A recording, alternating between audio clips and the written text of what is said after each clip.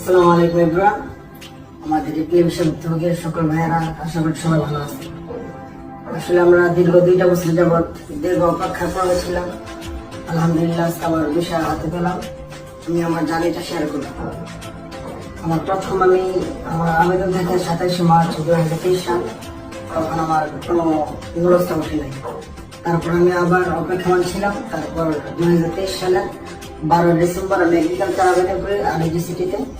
আমার নুলস্তা উঠে 5 জানুয়ারি 2024। তখন আমি অ্যাপয়েন্টমেন্টের মাধ্যমে জমা দিই 11 ফেব্রুয়ারি 2024 ঢাকাতে। তখন আমি আমার কোনো এসএমএস আসতেছে না, অপেক্ষমান ছিলাম।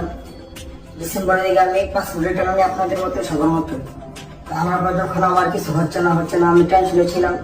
তারপর আমি একটা জানতে পারলো মেইলের বিষয়টা। তখন আমি মেইল করি মে মাসের জুন মাসের 7 তারিখ আর কি, ঈদের পর করি। তো করার পর আমি জানতে পারি যে আমার ক্লিয়ারেন্স দিয়ে দিচ্ছে 27 তারিখে জুন মাসের। দেওয়ার পর আমার 19 দিন পর বিষয় মেসেজ আসছে ইউর ভিসা ইজ রেডি। তখন আমি বৃহস্পতিবার আসে, আমি রবিবার জমা দিই 22 তারিখে।